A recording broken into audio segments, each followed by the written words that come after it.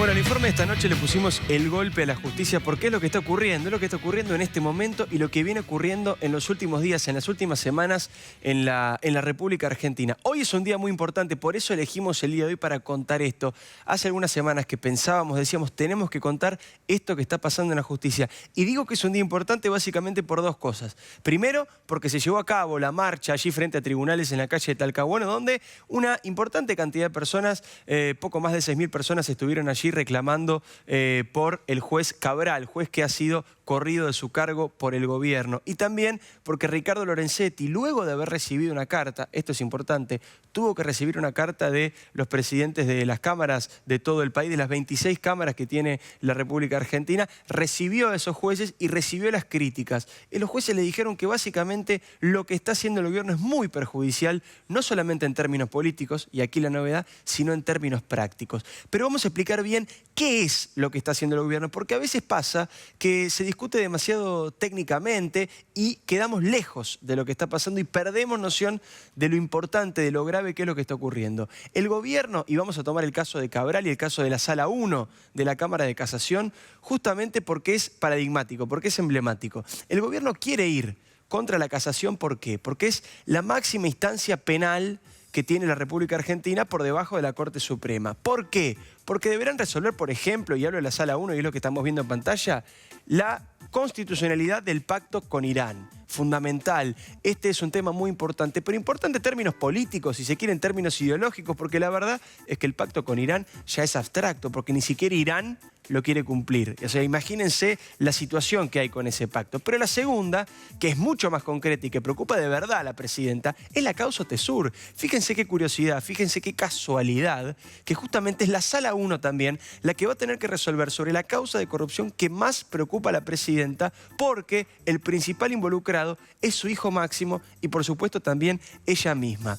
Decíamos, la Cámara de Casación Penal es la máxima instancia penal. Tiene la causa del pacto con Irán, tiene la causa Otesur, y esto que está ocurriendo es una especie de profundización de lo que el gobierno intentó hacer en su momento con la mal llamada democratización de la justicia. Recuerden que en su momento Cristina mandó al Congreso un paquete de leyes, por supuesto se aprobaron en esa especie de escribanía en la cual se ha transformado el Congreso, pero fue la propia justicia la que le puso límite y le dijo que parte importante de ese proyecto era inconstitucional. Ahora lograron lo mismo. ¿Cómo?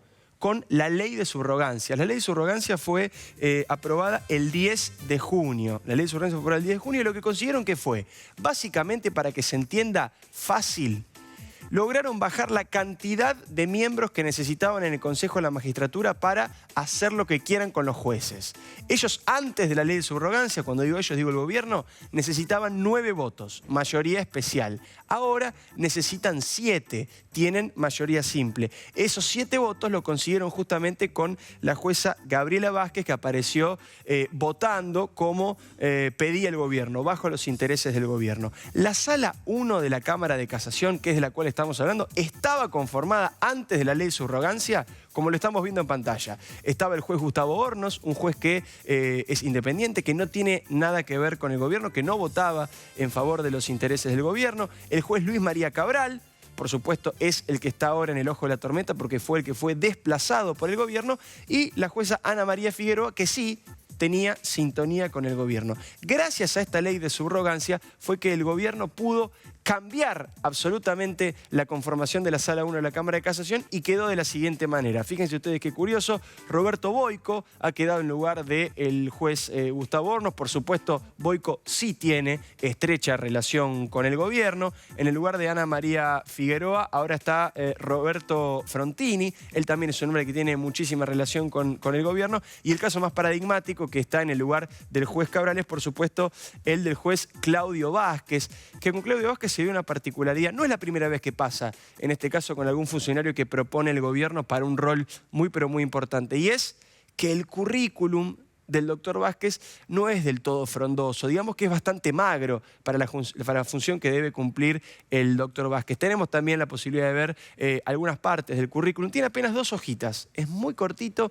Hay muchísimos abogados que tienen un currículum superior. Recordemos que Vázquez era abogado de la matrícula, su experiencia laboral había sido de empleado de una marca, bueno, una gomería importante en Firestone, y cuando uno ve, por ejemplo, los antecedentes o los aspectos de perfeccionamiento que él coloca, bueno, son cursos en general de entrenamiento en mediación, cursos de medicina legal, jornadas, asistente a seminarios, cosas que, por supuesto, no hacen bajo ningún punto de vista a la idoneidad, y es justamente esa alguna de las cuestiones que tiene de complicado esta situación de la ley de subrogancias. ¿Por qué la oposición dice que la ley de subrogancias es inconstitucional? ¿Por qué dice que se está atentando contra los derechos de todos los argentinos con esta ley? Básicamente por algunas cosas. Porque se está nombrando a jueces de manera inconstitucional. Los jueces tienen que ser nombrados con acuerdo del Senado, y esto es algo que no se está cumpliendo.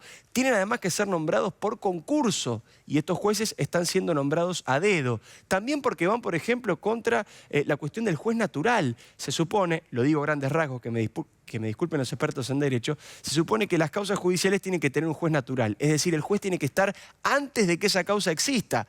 ¿Para qué? Para que no ocurra esto, para que no ocurra que te cambien al juez en el medio del partido. Eso también tiene que ver con la inamovibilidad de los jueces y, por supuesto, la idoneidad. Esto que decíamos antes, ¿no? No están allí nombrados por concursos, sino que están allí nombrados a dedo. Por todo esto, hoy se marchó frente a los tribunales, y por todo esto nosotros hablamos del golpe de Cristina contra la justicia.